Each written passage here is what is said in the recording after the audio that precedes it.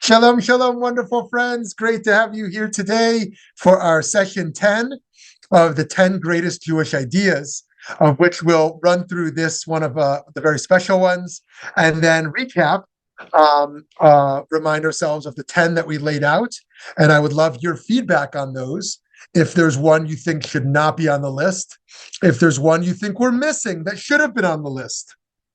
And just a reminder that not next week, but in 2 weeks from today, we'll be starting the 10 great leadership lessons learned from Torah. Wisdom on leadership relevant to all of us and to the world that we learn from Jewish tradition. In any case, friends, today we have reinterpretation and the power of questions. Let's start with a poll question. On the millions of Jewish texts, number 1, I most like simple Judaism, be a mensch. Number 2, I most like the complexity of millions of Jewish texts, questioning and arguing. Number 3, the debates are fine, but I wish Jews were just united in agreeing with all the core principles, beliefs, and values. Okay, those are 3. Maybe they all resonate, maybe none of them resonate, but which of those best represents your view? Number 1, I most like simple Judaism, be a mensch.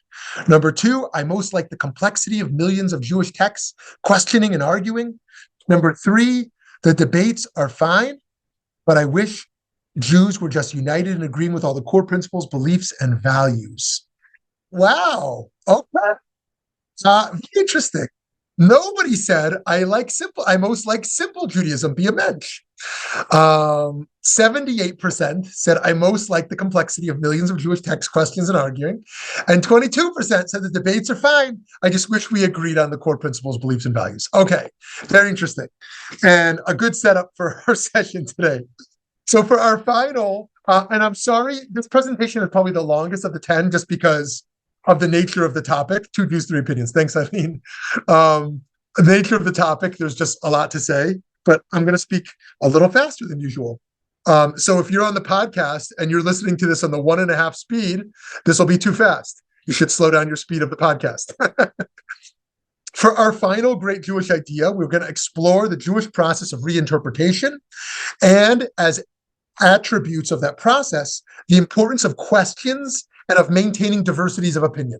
VBM's core commitment to pluralism. So many of our central texts are formulated as commentaries on earlier texts. We can see this phenomenon visually when we open many Jewish books, and we see one text region surrounded by many other text regions on all sides of the text. Sometimes as many as a dozen different voices on one page, which all represent different authors, different generations, different layers of text interpreting and reinterpreting one another. Even works that are not structured strictly as commentaries always quote and reference earlier teachings heavily. In other fields of study, there might be an inclination to claim that your contribution is novel, your own, denying you got it from anywhere else. This is your own authentic dissertation. In Jewish tradition, the opposite is true. Great scholars are always hanging their insights on older sources. Even or especially when they make fantastic innovations, they argue that they're simply presenting a proper interpretation of older sources. Authority and claims of truth are drawn from the past tradition as creative ideas are projected into the statements of previous generations. A story from the Talmud illustrates this attitude beautifully, and more than a little mysteriously. In Masechet Menachot, we hear Rav Yehuda and Rav say, you see, even here Rav Yehuda is telling this account in the name of his predecessor. In the story, Rav Yehuda tells in the name of Rav, Moses, our teacher, time travels into the future, where he finds himself in the back of Rabbi Akiva's classroom. There, Moses sits and listens in this futuristic classroom. And the great Moses is unable to understand the class. He does not understand what they're even talking about. Moses is concerned. He's discouraged. Finally, one of the students asks Rabbi Akiva for the source of a particular law. Rabbi Akiva answers, Halakha l'Moshe Sinai. It is a Jewish law that has been transmitted to Moses at Sinai. On hearing this, Moses is reassured, comforted, suddenly at ease. The rabbis are emphasizing the importance of teaching from the tradition. What reassures Moses is that Rabbi Akiva's teaching was passed down the chain of tradition all the way back from him. It wasn't just made up. But at the same time, the sages are also acknowledging that, in fact, there is innovation. After all, Moshe himself doesn't recognize the law being attributed to him. He doesn't even understand what they're talking about. So we see that the prominence of reinterpretation in our tradition reveals two values, a conservative one and a progressive one. We don't make things up out of nothing. Everything needs to be grounded in an earlier tradition. But we also actively reinterpret that tradition. Another passage from the Talmud distinguishes between these two values. The Talmud tells of two rabbis, Rav Yosef and Rabbah, who were contemporaries in Babylon. Rav Yosef, the Talmud says, was Mount Sinai. He was Mount Sinai. Rabbah was an uprooter of mountains. What does this mean? Rashi's 11th century commentary explains that they would call Rav Yosef Mount Sinai because he had many oral teachings properly memorized, like how they were received at Sinai. Rabbah, on the other hand, didn't have the same vast knowledge and memory that Rav Yosef had, but Rabbah was more clever at logical analysis than Rav Yosef.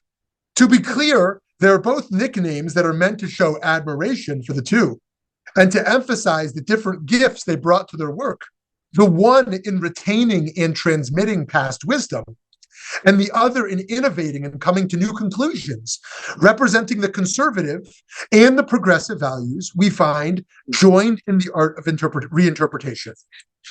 Rashi's explanation really clarifies the Talmud's pithy statement, but don't lose sight of the strength of the Talmud's original images. Rav Yosef is Mount Sinai because he knows many oral teachings, again referencing the traditionalist notion that all wisdom originates from the very earliest source of Torah. A relationship with a wise sage is a direct connection to the ancient source. Meanwhile, Rabbah is clever in Rashi's distillation, but in the words of the Talmud, he is an uprooter of mountains, a powerful image for just how radical and revolutionary the process of reinterpretation can be. Let's look at two specific examples of the process of reinterpretation in action. The first form, the world of halakha, of law and practice, and the second from the world of agadah, legend and wisdom, ethics and law and narrative. One of the tools the rabbis use for interpretation is called ukimpta, literally meaning standing up, something on something else. The term ukimpta refers to when the rabbis delimit the context in which a ruling applies and doesn't apply, often apparently shrinking the applicability of a law, sometimes quite significantly. The book of Deuteronomy gives the rule of the ben sorer umoreh, a wayward and defiant child. um, I was mentioning this passage to my kids recently, but not as a threat, as you'll see in a moment. If a householder was a wayward and defiant son who does not heed his father or mother and does not obey them after they discipline him, his father and mother shall take hold of him and bring him out to the elders of the town at the public place of their community. They shall say to the elders of this town, this son of ours is disloyal and defiant. He does not heed us. He is a glutton and a drunkard. Thereupon his town's council shall stone him to death. Thus you will sweep out evil from your midst. All Israel will hear and be afraid. So, like many of us, the rabbis were also very uncomfortable with this idea of stoning the defiant child. In Tractate Sanhedrin of the Mishnah, the sages take this upsetting judicial practice and progressively limit when it could be put into effect, using the verses themselves to justify their rulings. First, the child must be very precisely on the cusp of adolescence. If they are too young, they have no responsibility to obey these laws.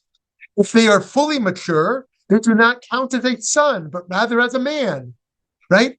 Then, two, the sages rule that only a son and not a daughter can count as a wayward and defiant child because of the gendered language of the passage. That's one of the cases where gender certainly helps women more than limits. And this son's behavior, a glutton and a drunkard, the sages define very specifically as eating at least a particular quantity of meat and drinking at least a particular quantity of wine. Any less, and he is not a ben sora umore. Moreover, even if he eats and drinks that quantity, but he does so at a religious celebration, he's not a ben sora umore. If he consumes anything other than meat and wine, he's not a ben sora umore. Also, surprisingly, if the food he eats is otherwise forbidden to him, he's not a ben sora umore. The Mishnah also gives many limitations to who can become a ben sora umore based on the parents. Both parents must want the punishment for their son.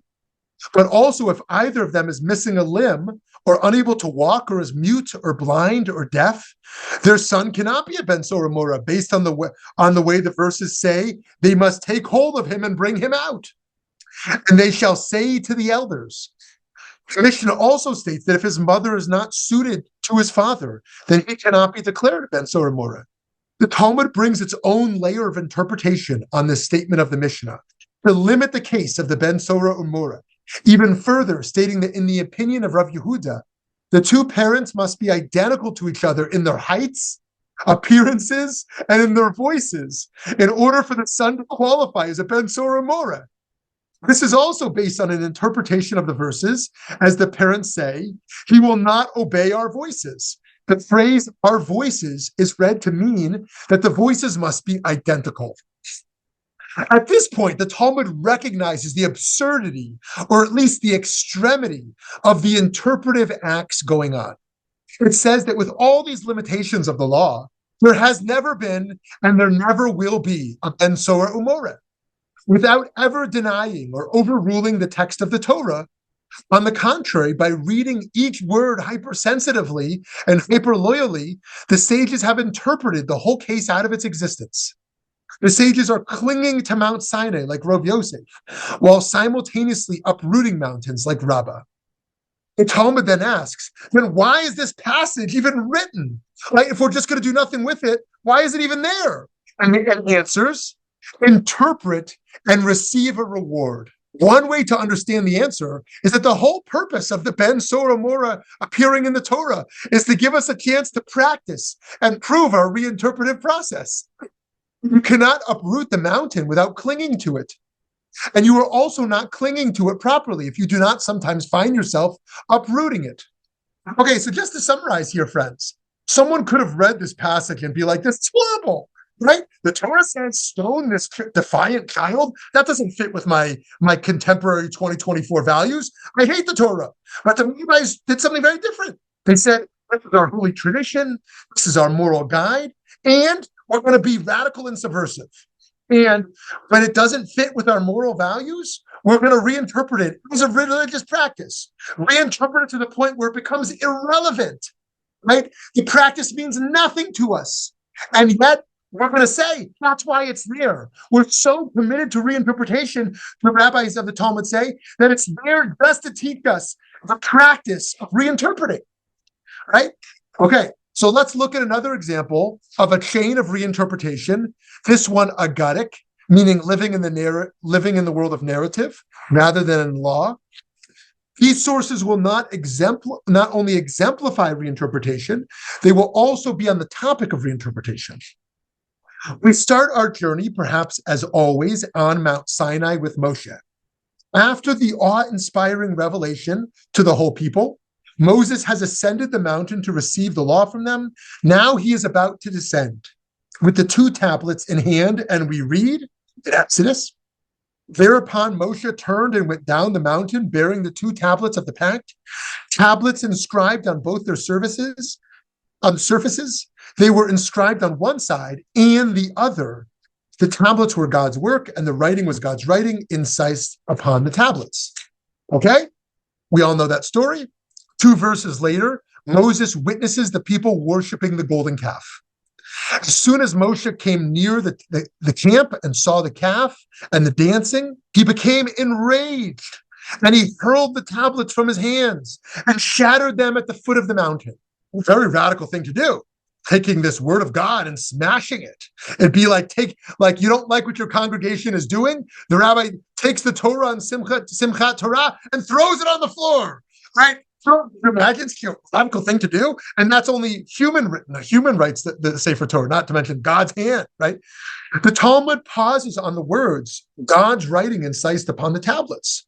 And Rav Eliezer explains, had the first tablets not been broken, Torah would never have been forgotten from the Jewish people.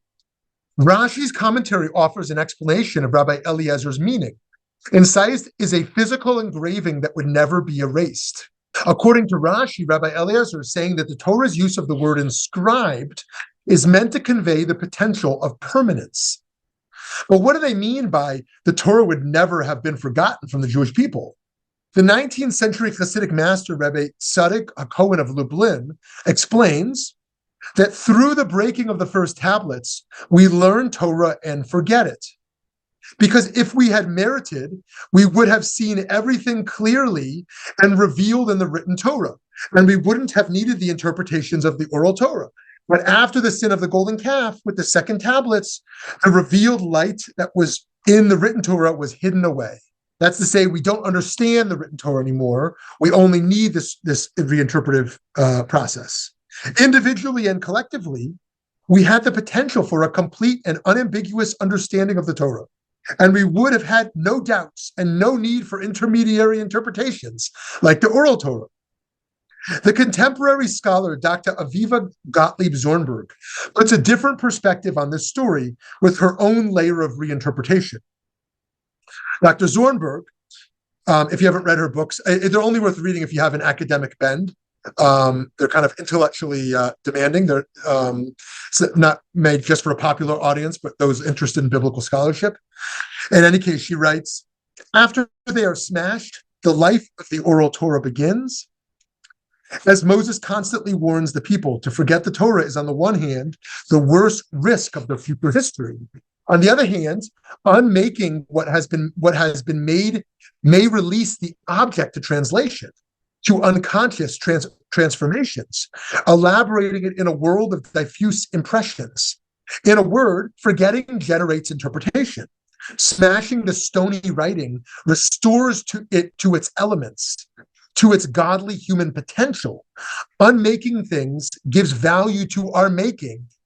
Ultimately, unmaking, forgetting clear space for human creativity. That's a great thing for us to think about in general in life, about how committed we are to our habits and to knowing things the way we like to know them, and sometimes allowing ourselves to hold those truths or habits more loosely, or to forget, so to speak, can open up space for transformation. In any case, the Torah's description of God's own engraving on the tablets, followed by the description of their destruction, is a viscerally wrenching moment in the text. Through the layers of interpretation, that event becomes a metaphor for the loss we feel at our imperfect understanding of the Torah, which is to say, our imperfect relationship with the world and with the divine. But through the layers of interpretation of this startling episode, especially in Dr. Zornberg's reading of Reb Tzadok, we also see the beauty and potential of the imperfect. We see that the yawning gap in our understanding provides space for our own active, creative engagement in the tradition, the necessary and tremendous opportunity to reinterpret. Let me offer an interpersonal dimension to that point as well. Sometimes somebody has hurt us, and they're not a perpetual herder of us. It was a mistake. Sometimes the ability for us to forget that mistake and open creative potential for healing. And that's not an easy thing to do. But I think in a similar way, we can reinterpret, redesign a relationship based on our ability to forget. Of course, if it's a perpetual act, that's very different. But in the event that we're looking at something that's a one-off situation, sometimes forgetting somehow opens up that space. In any case, friends, these two examples of legal maneuvering in the case of Ben Sora Umore and in the meaning mining in the narrative of the tablets demonstrate the sometimes self-conscious process of reinterpretation in the Jewish tradition. As a magnificent enterprise of wild creativity and of deep study, we see a profound care for and attentiveness to the past, alongside an urgent, curious hopefulness for the present and future. This interpretive process has its own strict rules and internal mechanisms, and it's also constantly looking outside itself to be answerable to the needs of society and to the tremors of the soul. I believe Judaism's rich approach to reinterpretation is one of our great living, breathing treasures. I would like to get a little bit more specific and pull out two particular values that are vital for this process of reinterpretation. The first is an openness to questions and questioning. Many of the rituals of Pesach of course, are motivated to invite and inspire questions. This central place of questioning, practice in the Passover Seder, is really a yearly popular glimpse into the vitality of questions throughout the rabbinic Jewish corpus. The whole Talmud is formulated dialogically with questions and answers, and questions about the answers. Sometimes questions are meant to clarify, and sometimes they are meant to challenge or to object. Rabbi Jonathan Sachs, the previous chief rabbi of the UK, writes in his Haggadah, Judaism is a religion of questions, he writes. Abraham Tversky, the American psychiatrist, remembers how, when he was young, his teacher would welcome questions. The more demanding, the better. When faced with a particularly tough challenge, he would say in his broken English, "You right, you 100% right. Now I show you where you're wrong." The Nobel Prize winning Jewish physicist Isidore Rabi once explained that his mother taught him how to be a scientist. Every other child would come back from school and be asked, "What did you learn today?" But my mother used to ask instead, "Izzy, did you ask a good question today?" In the yeshiva, the home of traditional Talmudic learning, the highest compliment a teacher can give a student is, I'm going to botch this if we have any Yiddish speakers, "Du fragst a gute Kasche." You raise a good objection. Where did it come from, this Jewish passion for questions? Clearly, it owes much to the fact that 3 times in the Torah, Moses speaks of children asking for an explanation of religious practice. And in another place it says, "You shall tell your child on that day." Together, these 4 verses serve as the basis for the 4 sons of the Haggadah. Education is not indoctrination. It is teaching a child to be curious, to wonder, to reflect, to inquire, to challenge. The child who asks becomes a partner in the learning process. He or she is no longer a passive recipient, but an active participant. To ask is to grow. But questioning goes deeper than this in Judaism, so deep as to represent a sui generis religious phenomenon. The heroes of faith asked questions of God, and the greater the prophet, the harder the question. Abraham asked, will the judge of all the earth not perform justice? Moses asked, oh Lord, why have you brought trouble upon these people? Jeremiah said, you're always so righteous, O Lord, when I bring a case before you. Yet I would speak with you about your justice. Why does the way of the wicked prosper? Why do all the faithless live at ease? The book of Job, the most searching of all explorations of human suffering, is a book of questions asked by man, to which God replies with 4 chapters of his own questions. The earliest sermons began with a question asked by the rabbi of a member of the congregation. One classic genre of rabbinic literature is called Shelot u'Tshuvot, questions and replies. Questioning is at the heart of Jewish spirituality. The constant questioning Rabbi Sachs describes creates constant openings for reinterpretation. That's the first value, questioning. The second value that is a vital aspect of our process of reinterpretation is that of preserving and recording a multiplicity of different opinions. Rabbi Abba said that Shmuel said, good old Shmuly in the Talmud, for 3 years, Beit Shammai and Beit Hillel disagreed.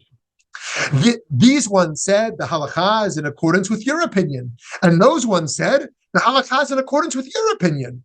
The divine voice emerged and proclaimed, both these and those are the words of the living God. However, the halakha is in accordance with the opinion of Beit Hillel. The Talmud goes on to ask, since both these and those are the words of the living God, why were Beit Hillel privileged to have the halakha established in accordance with their opinion? The reason is that they were agreeable and forbearing, and they would teach both their own statements and the statements of Beit Shammai. Moreover, they prioritized the statements of Beit Shammai to their own statements. The Talmud acknowledges the multiplicity of truth and says that the school of Hillel was chosen over that of Shammai, specifically because they taught both opinions, not only their own, preserving all the wisdom and truth for future generations. So again, friends, pluralism is not relativism. It doesn't say everything goes. It says find the truth in everything, but then hold firm to your position. Find the truth in Christianity. Find the truth in Islam or Buddhism or Hinduism, but then affirm your faith, right? Find the truth in the opposing political viewpoint, right? In the primaries or in the generals, if you can, right? But still vote for your candidate and fight for your view, right? Even if you can find some level of truth in an opposing side, right? Isaiah Halevi Horowitz, moving towards a conclusion here. Rabbi Isaiah Halevi Horowitz, mystic and ethicist of the 16th and 17th centuries, writes about the style of the Talmud in his encyclopedic work, Shnei Luchot Habrit. Writes, the Talmud is full of these statements, saying at first you might have thought something, and then at the end it concludes the opposite. So we have a question for the redactor. Why did they lay out what you might have thought if it isn't the truth? They should have just told us from the beginning what the conclusion of the matter is. But know this, that not a single thing is recalled for naught in our holy Talmud, and it is all truth.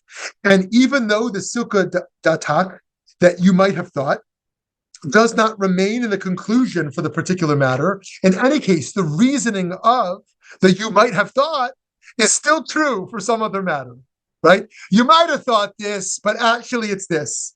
So why quote that you might have thought this? There's the truth to what you might have thought. The preservation of multiple viewpoints not only allows us to hold extra information, very cool picture, Carrie, thank you, extra information that might be useful at a different time. It preserves the process of interpretation, not only a particular outcome. It demonstrates a valuing of the process, and it means that we don't only learn knowledge from our teachers, we learn the skills to generate new knowledge, wisdom, and understanding. Friends, to conclude, these two values, that of inviting questions and of preserving multiple viewpoints, are two primary components out of which a tradition of reinterpretation is built. That culture of reinterpretation trains us all to be Mount Sinai's, sites where our deepest ancestral wisdom is received and retained, but also to be uprooters of mountains who have the power to transform the present landscape in order to build a redeemed future.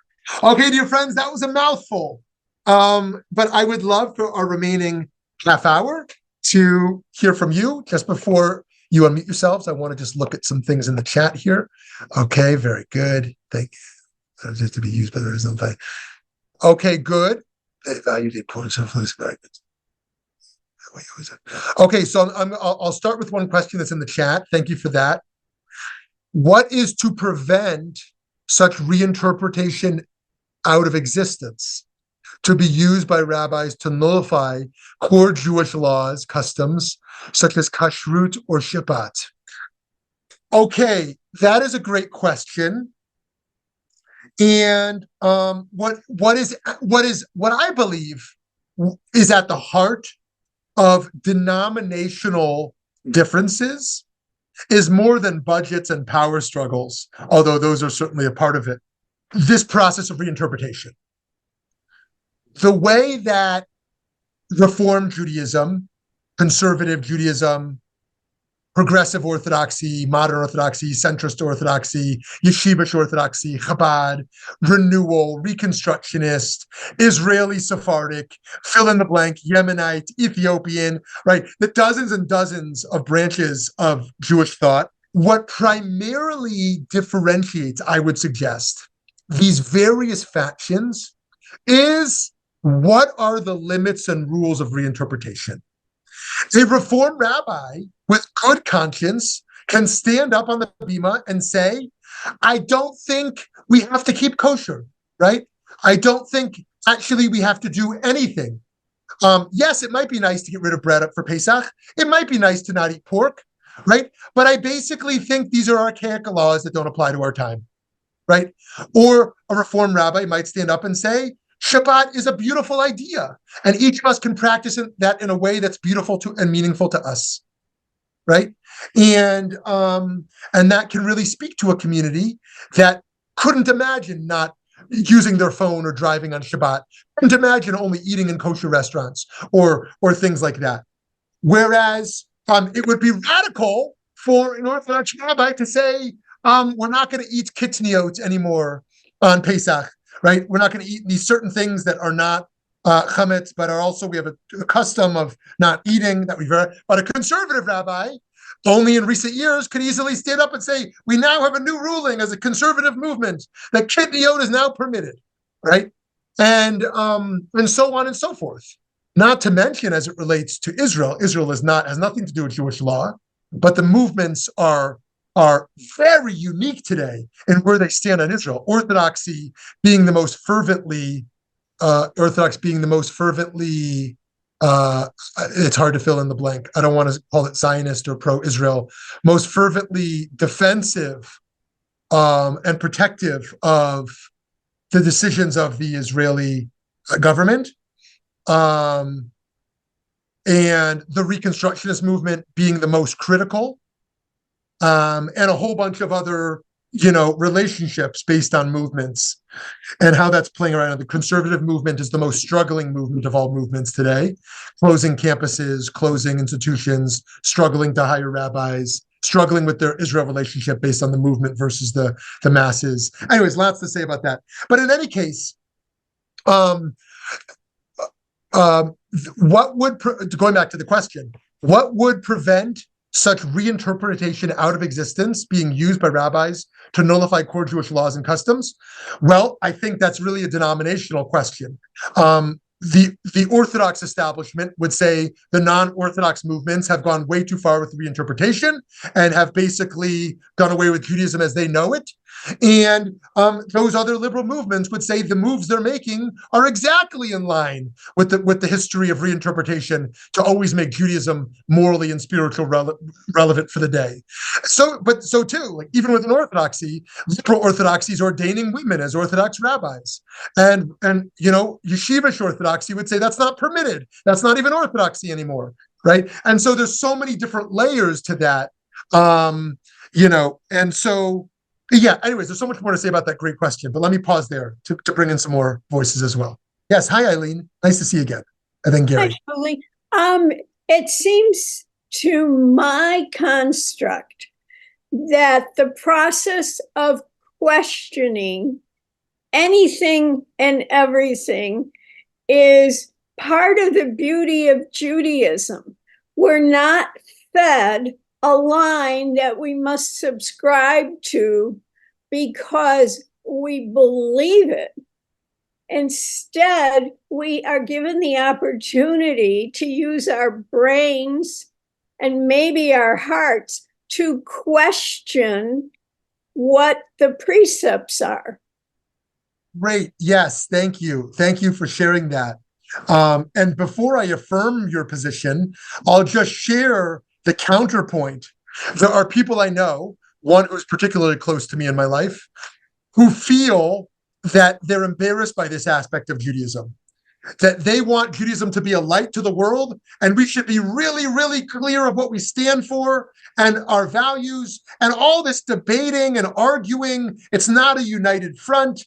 It takes away the clarity. It takes away the black and white nature that Jews need to stand on the forefront of society in the world and make clear we stand for X, Y, and Z, right? And be as loud and clear as we can to the world of what we really stand for.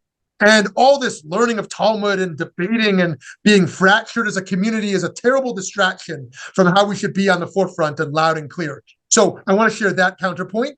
And then I want to affirm your point, which is to say the power and beauty of this process of being divided, of being able to argue constructively, of being able to question and teach our children to question, of not just being reverent, but being reverently questioning, so to speak, or irreverently questioning at times, perhaps, being able to challenge the status quo and not just be conformists is incredibly powerful. And that's why I put it in this top 10 list of Jewish gifts to the world, because it is not the norm for religion.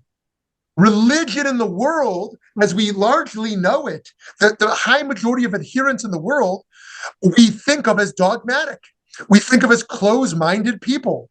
These are people who I just have this narrow set of beliefs. I don't want to think beyond them. I don't want to question them. I don't want to subscribe to them and shut everyone out of my life who doesn't agree with me, right? There's many people we know like that in the world. And this is a breath of fresh air, and that we hope will catch on in the world. This idea that to be a Jew, whether religious or cultural or any type of participant in Judaism, is that part of what that culture is about is, yes, being a mensch. Just like arguing doesn't mean, being a jerk. It doesn't just going around like questioning what everyone thinks all the time. Some Socratic process, right? But finding a way to be a mensch and kind and gentle, but also asking questions in strategic ways that helps people grow and think, and to be sure, accepting questions upon ourselves and how we live and how we grow. So thank you, Eileen. Thank you for sharing that. Yeah, over to you, Gary. Good morning, everyone. I kind of agree. I agree with you wholeheartedly. The idea of questioning is a wonderful thing that has brought to Judaism. I'm not so sure that the questioning and the differentiation of denominations of multiple religions is not also the ability of you, or is human nature to when we disagree with something, we just start something on our own that we can agree with. This 2 weeks ago, I took my middle grandson and we did a road trip from the NBA Hall of Fame to Cooperstown and then into Cleveland to do Akron to do the Football Hall of Fame. He's a sports nut. And we took the back roads.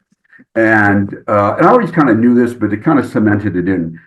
Every little rural town that we went through on the highways had not one, not two, multiple churches of various denominations. And it just, we always talk about our splitting of thought processes of Judaism. And then it just reminded me that Christians themselves can't even agree upon themselves. So how much of that is human nature, that I disagree with whatever the minister or the preacher or the priest is telling me, compared to I don't agree and I'm questioning what they're telling me. And we surely see that today in the political realm as well. So that was my kind of comment there, just looking at it from a different perspective. Awesome. Thanks, Gary, for sharing that journey you were on and that observation. And I think that that is really important to note.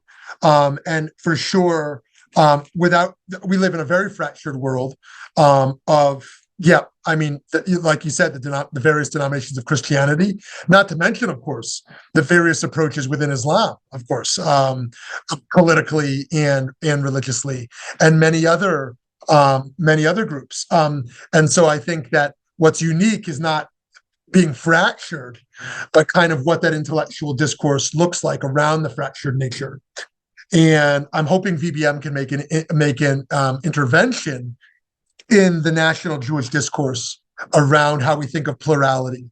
In fact, let me read to you this quote I just saw, given that it was like the 30th anniversary of the Lubavitcher Rebbe's passing. A quote from him. He says, "Peace doesn't mean that everyone thinks the same way. Peace occurs when plurality discovers its higher oneness." Let me read that one more time. You can tell me if you agree or not. Peace doesn't mean that everyone thinks the same way. Peace occurs when plurality when a plurality discovers its higher oneness. So I thought that was kind of a rich quote I just saw yesterday.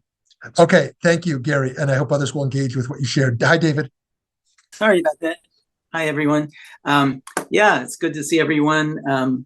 I like the idea of letting your kids be themselves and discover. So, Gary, when you take your grandson on a road trip, you're not providing the answer. You're going to be a doctor like your grandpa, or a set this. We want our kids to grow and discover and have that freedom. And I think that tradition of questioning encourages that.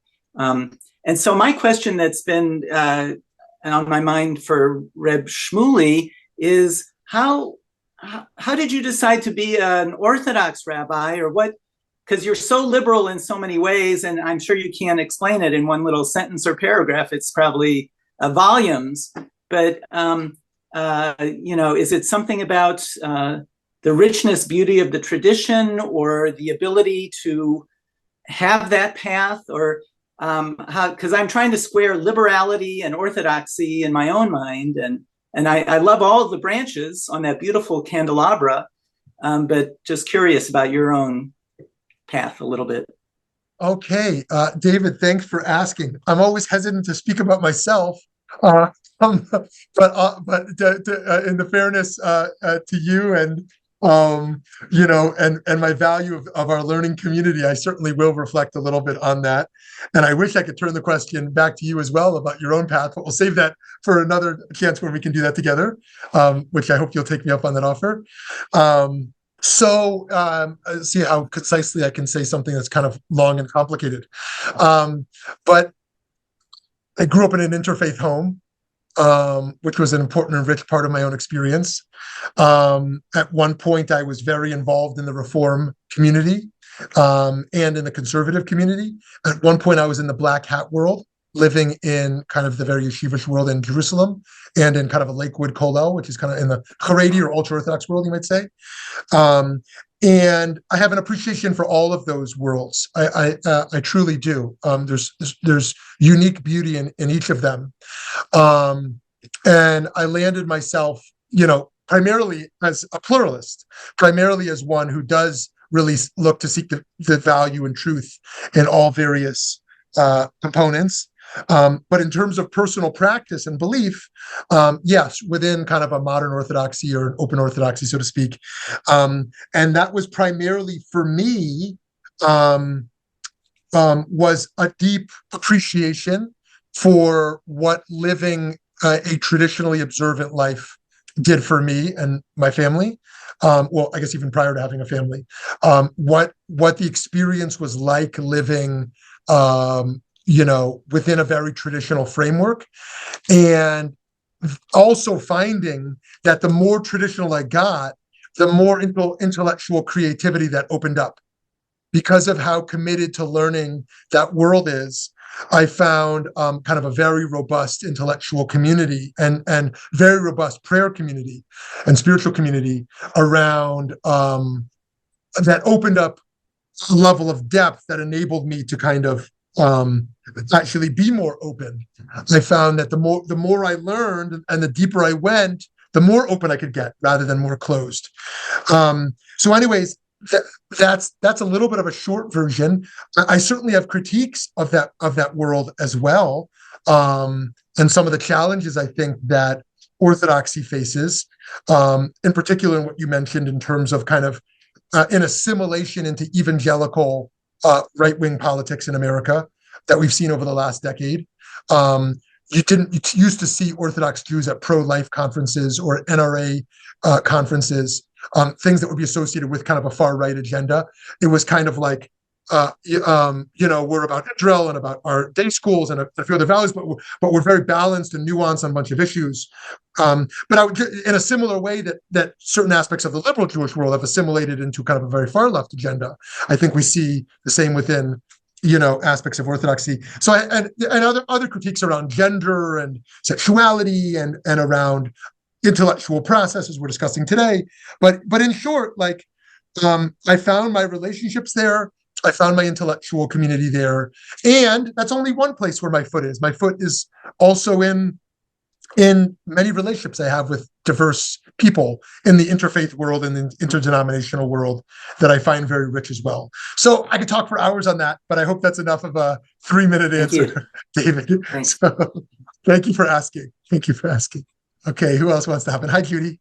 A number of Jews by choice that I know have chosen Judaism precisely because they had many questions about their original faith community, and those questions were not welcomed, and they found a welcoming place for their inquiring minds within Judaism. And I think that's a very beautiful thing.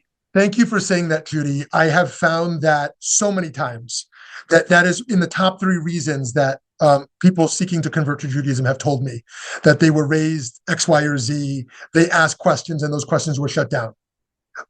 So thank you for sharing that. And I do think that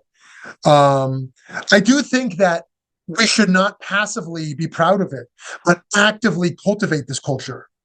Because it is easy for this culture to change. It is easy to say, because we have a Talmud where people have questions, but then actually become synonymous with, X, Y, or Z ideology of our day and not actually be questioned, just become liberals and conservatives, just become people who believe X, Y, and Z, just become Reformed Jews and Orthodox Jews and not question our own denominations and our own politics. And so, I think that I hope our learning community can be a part of that spiritual revolution where we're encouraging that culture. And in our own communities, whatever synagogues or communities we're a part of have their own dogmas. And being a part of asking, why do we do it that way? And is that the only way to do it if it's not working for our community, in various ways? But it has to be respectful questioning. Yes, exactly. It has to be some that doesn't humiliate other people or make them feel smaller. It has to respect our tradition of not humiliating or belittling people. Great. I'm so glad you said that, because the old way of Jewish traditional education was the teacher actually shamed their student in class.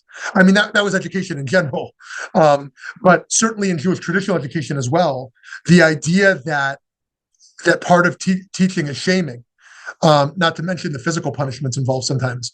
But that is something that is the negative side of the culture we're talking about, where questioning for its own sake, as opposed to actually questioning for truth or questioning for virtue or for goodness, and doing it in a way to look smart or look clever, like, hey, I want to be the smartest in the room. And so I'm going to challenge. And I think that the principle here is derech eretz kadma laTorah, that menschlichkeit, being a decent person, always precedes the truth we're fighting for. And so to here, I think with great caution, we should cultivate this culture of questioning in a way that always ensures dignity is intact. And all the more so, I think with, sometimes we think, oh, kids are adaptable and changing all the time. We can push them really hard. And older people, stuck in their ways. So you have to be gentle with them because they don't want to change at all. And I think we have to challenge those dogmas. I think that I know plenty of people who would identify as seniors who are really interested in evolving and learning and being challenged. And I know many kids who deserve the sensitivity of all people in terms of how we challenge them as well. So yes. Okay, good. Hi, Aglaia. Okay, sorry, y'all. It's noisy in here, and I'm a total mess because I had an allergic reaction that ended up in urgent care. But the fast way, I'm sorry to hear. So short version of the story, when talking about older people and being stuck in their ways and everything, though. Okay. Well, one, I've had experiences with both, but I've also with older people who were stuck in their ways, but I've also had experiences with older people who were the most open-minded and the most willing to, keep learning and everything. I had an 87-year-old student once, and he was an absolute hit in my classroom because everybody was just so appreciative of his open-mindedness and also the wisdom that he brought into his open-mindedness.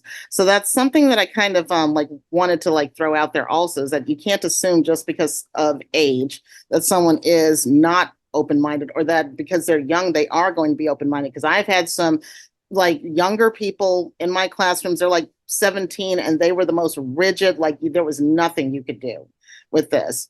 And then also another thing that just to throw this out there, about having definite sets of rules and beliefs. Now, a lot of the time though, people assume that, having this, these rules, beliefs, all of this set in stone right in front of you and everything like that, it's, comforting, it's order, and it just basically brings all this, efficiency and all of this other stuff to everything. Okay, for someone like me, having I don't know what it is though, but it's always been like this for me. I have to have some chaos around me, or else I am just gonna freak out and because if somebody gives me a rule book, it's gonna make me anxious, and I'm just gonna start oh my God, I can't do all of this and everything, and start freaking out and everything. So I think it's just something that is it's more, I don't know, it's something that's more complex. Some of us have to adapt and keep changing and actually have that, loosey-goosiness. And some of us, and you have no way of predicting who has what. So, Yes, Aglaia, thank you so much for that. And part of my journey through pluralism has come to see just how different our personalities are and our needs are.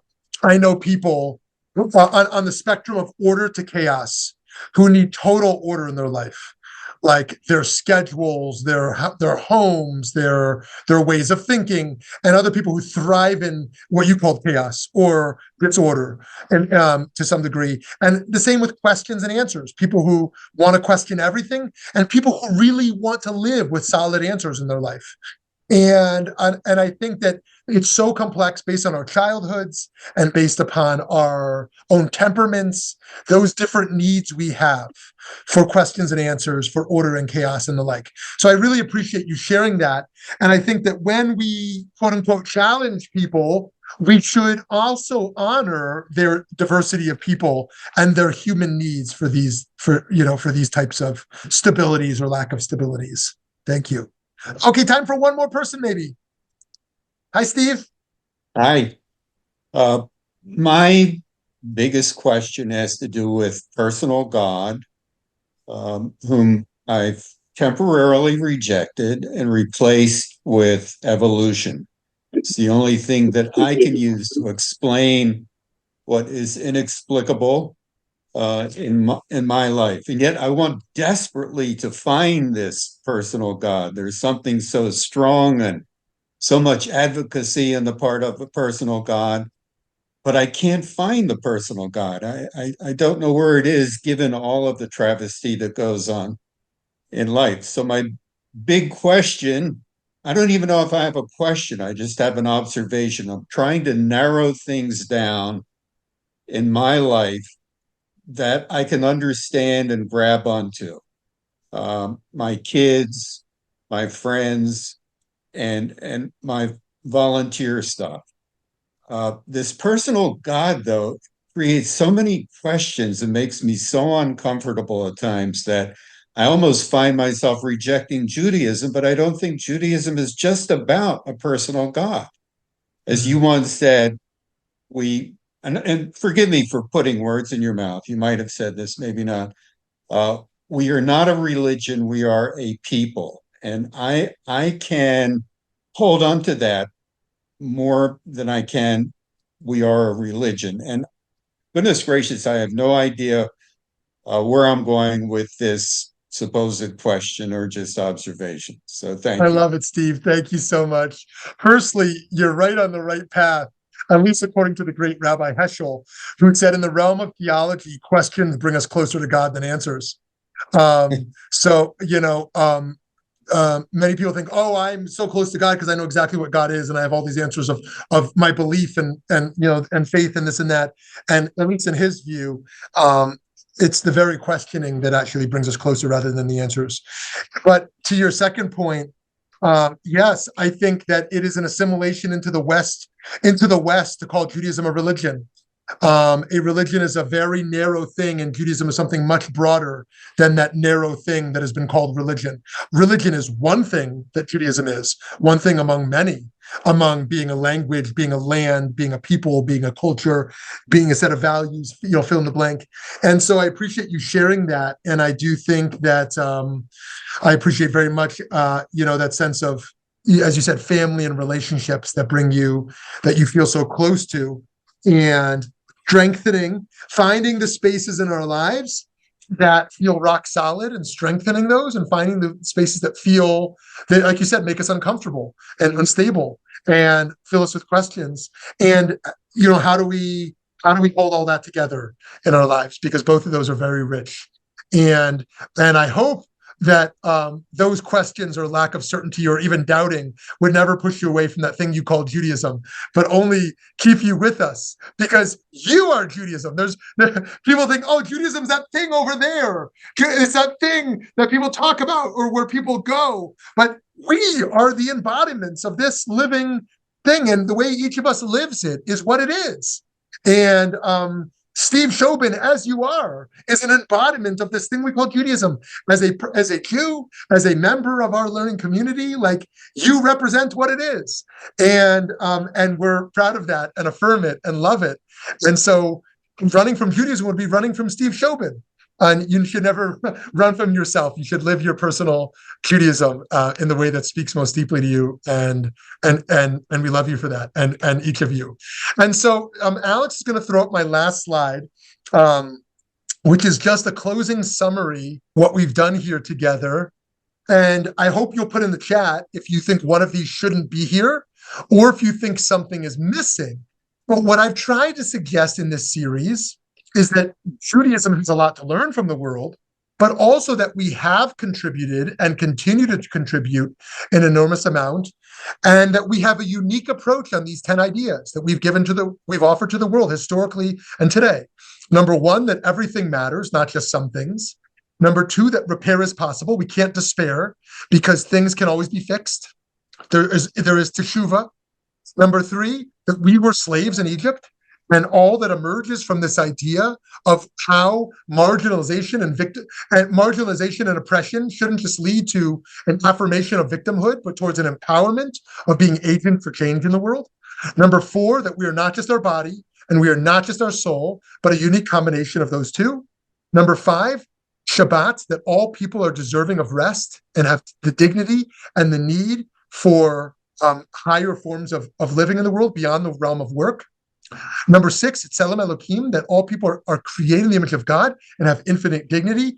Number seven, life affirmation, that Torah again and again wants to affirm the value of human life Number 8, mitzvot, that we have moral obligations in the world, and that it's not just a personal agency, but actual obligations, however we understand those.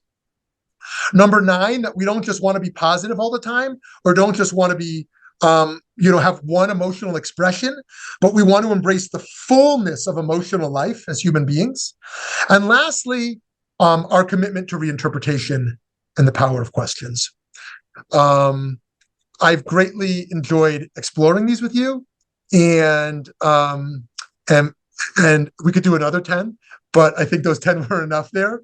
And I look forward to seeing those who want to continue to join us in 2 weeks for 10 leadership lessons.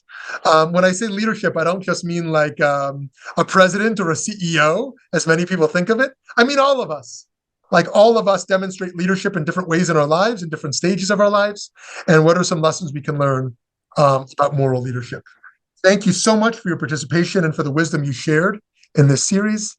And I look forward to continuing to learn with each of you.